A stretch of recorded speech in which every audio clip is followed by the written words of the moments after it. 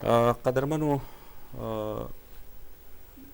اوریدونکو او لیدونکو یو ځل بیا ښې چارې وړاندې مو هم په څو لیکنښو باندې بحث وکړ چې وروستی هغه یې د سوالیې یا د پوښتنې نښه وه. هغه موارد چې موږ دلته ذکر کړل بېلابېل وو. اوس موږ نن په دې درس کې د پوښتنې او د سوالیې ګډ شکل چې دا ډېر ضروري دی دا په دغه کې راوړو، په ځینو مثالونو کې راوړو. مثلا د ندایي او پوښتنې ګډلې بڼه چې اول پکې ندایه او بیا سوالیه راځي. دا په کوم وختونو کې راځي؟ یو مورد د استعمال د دې دا دی چې دا په هغه وخت کې راځي چې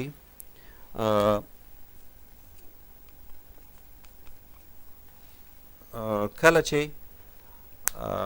د یوې خوا نه موږ یوې پیښې ته، یوې تاریخي پیښې ته څوک متوجه کوو او بل طرف نه ترې پوښتنه کوو چې مثلا هغه واقعه ور یادو او بیا ترې پوښتنه کوو. یو ډول هغه متوجه کوو چې دغسې یوه پیښه، مثلا دغسې یو مثال نه دی یاد چې د افغان انګلیس، دغه د افغان انګلیس جنګ چې موږ وایو، یعنې مخکې موږ د هایپن ذکر وکړ. افغان انګلیس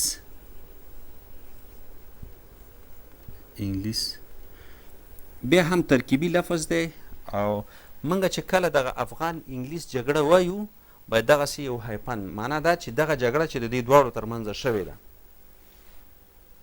نو نه دي یاد چې د افغان انګلیس په یوه جګړه کې له 15,000 انګریزي پوځ نه یوازې برایډن مړ ژوندی ووت. نو په دې وخت کې به موږ نه دي یاد، دا مثال چې ورکو نه دي یاد چې د افغان انګلیس په یوه جګړه کې د 15,000 انګریزي پوځ نه یوازې ډاکټر برایډن مړ ژوندي حالت کې ووت. کله چې دغه موږ ذکر کوو، البته هلته په قوس کې نه راځي، ما په قوس کې ځکه ونیوله د دې په خاطر چې متوجه شئ. کله چې دغه نښه موږ د یوې جملې په اخره کې لیکو، د دې معنا دا ده چې هغه جګړه ور یادو او په عین وخت کې وضاحت ورکوو. نو د دې دواړو هم د وضاحت او هم دغه جګړې د یادونې نه او یو ډول د متوجه کولو نه زموږ هدف دی چې موږ خپل لوستونکي یوې پیښې ته متوجه کړو.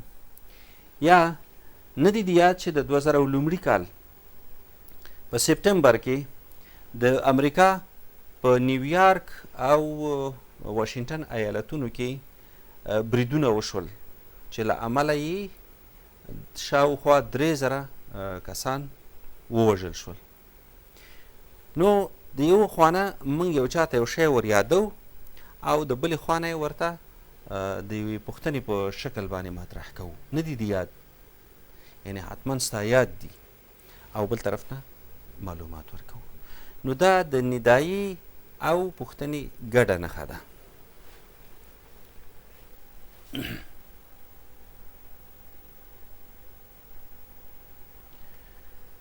ښه، اوس راځو یوې بلې لیکنښې ته چې هغه سمال بریکټ یا وړې لیندۍ دي. وړې لیندۍ یا سمال بریکټ، په دې کې څه شی راځي؟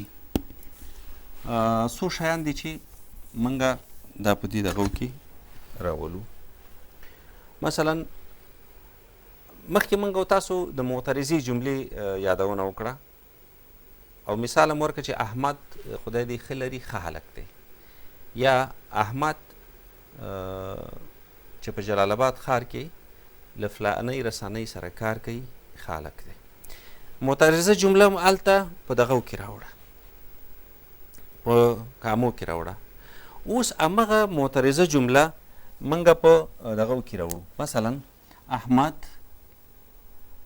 ښه هلک دی، خدای دې ښه لري. دلته موږ کولی شو چې په نقطو کې ښه هلک دی په دغه کې وبښئ په قوسینو کې ښه هلک دی. دا د سمال بریکټ یا د وړیو لیندکیو دغه دی. یا بله معترضه جمله داسې لکه چې موږ وایو زموږ مشران قوس کې لیکو الله دې وبخي.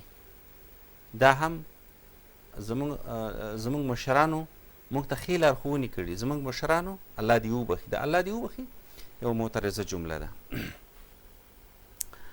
یا ځینې وختونه دغه لیکوال په دغه کې نیسي، موږ مخکې وویلې کامو کې د یو بهرني لغات معنا هم په قوس کې نیسي. مثلا موږ وایو چې د هرې خبرې تر شا یو لاجک یا منطق پروت دی. که موږ د لاجک کلمه ذکر کوو او په قوس کې منطق ونه لیکو یا پوخوالی ونه لیکو، نو د دې دا معنا ده چې موږ یو لغت وکارولو او زموږ اوریدونکي په دې باندې ښه نه پوهېږي. نو د اوریدونکي یا د لوستونکي یا د لیدونکي د ښه پوهاوي لپاره موږ باید هغه کلمات چې هغه بهرني کلمات دي دغه وکړو، ذکر یې کړو. یا ځینې وختونه موږ د خپلې ژبې کلمات لیکو. مثلا دا لیکو چې ډېری هوښیار خلک چې معمولا اوس په سیاسي ژبه کې د ټکنوکراتانو په نوم باندې یادېږي. موږ چې وایو چې هوښیار خلک یعنې څوک؟ ټکنوکراتان. دا ټکنوکراتان باید موږ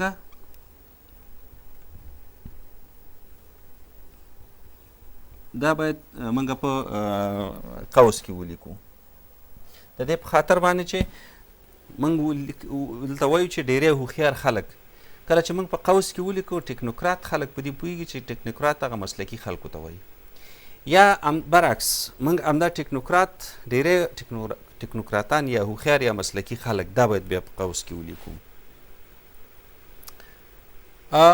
همدارنګه موږ ماخذونه هم په قوس کې لیکو. کله چې یو ماخذ موږ په متن کې کارو، مثلا پوهان